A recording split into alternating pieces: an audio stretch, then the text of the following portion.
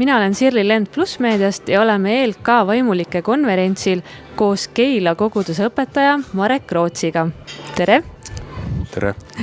Keila koguduses on nüüd just hiljuti alguse saanud noortetöö ja selle kohta tahaksimegi sinult uurida. Et kuidas see noortetöö siis seal alguse sai?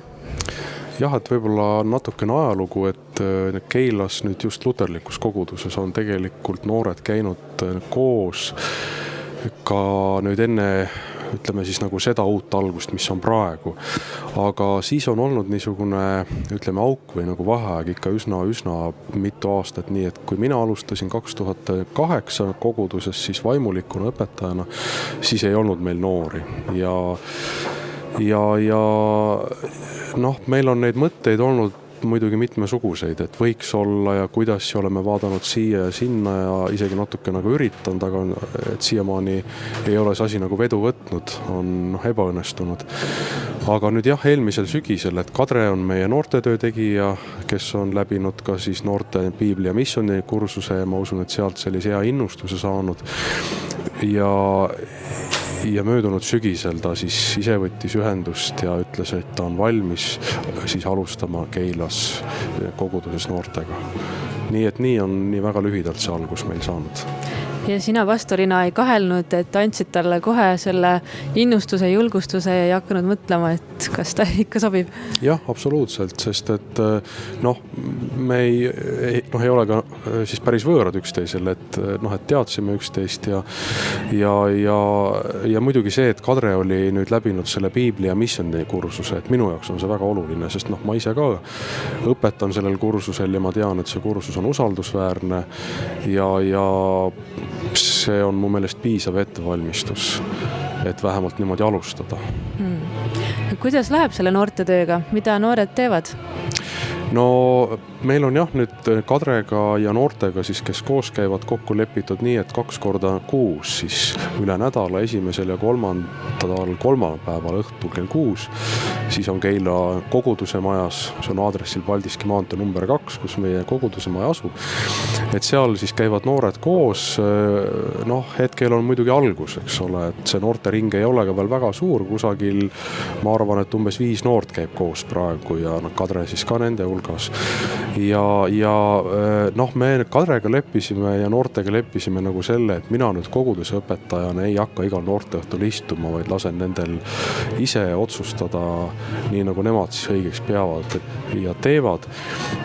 Nii et me oleme küll Kadrega ikkagi läbi arutanud, et kuidas ja mismoodi, aga ma olen Kadret usaldanud nagu täiesti ja ma tean, et nad laulavad, nendel on teema, nendel on pühakirja sõna, on palveosadus, nii et selline. Kas oskad öelda, et kust need noored sinna tulevad või kuidas nad jõuavad sinna noorte õhtule, et siis nii selle korraldusliku poole pealt kui ka osalejad, kes need noored on? Nüüd nende noorte hulgas, kes Keilas koos käivad, on mitu inimest, kes tegelikult on koguduse pühapäevakoolist kasvanud välja. Ja nüüd on sirgunud koguduse noorteks, et see on meie koguduses ka üks mõte nagu olnud, et kui need pühapäevakooli õpilased lõpetavad seal 12-13 aastasena, et siis tegelikult tekib niisugune auk enne, kui minna leeri ja üks põhjus, miks ma ise ka nagu väga olen soosinud just seda nii-öelda väikest noorteliikumist meie koguduses, et noored, kes on pühapäevakoolist kasvanud välja, et neil oleks üks koht, kus lihtsalt jätkata.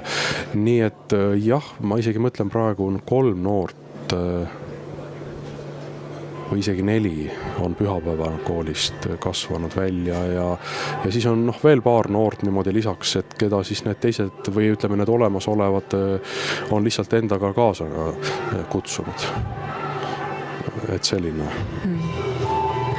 Kuidas sina koguduse pastorina saad sellele noorte tööle kaasa aidata, et sa juba ütlesid, et sa usaldad neid noori, ei vaata kõike üle, ei kontrolli, aga mida veel saab pastor teha või äkki ka noorte juhilt on tulnud mõned mõtted, et mida üldsegi tema ootab pastorilt? no siiamaani jah, ma ütlen, et kõik on nagu hästi alguses veel, eks ole, ja eks ma ise otsin veel ja vaatan, et kuidas see kõik läheb. Ma usun, et Kadregi noortejuhina alles ka otsib ennast, eks ole.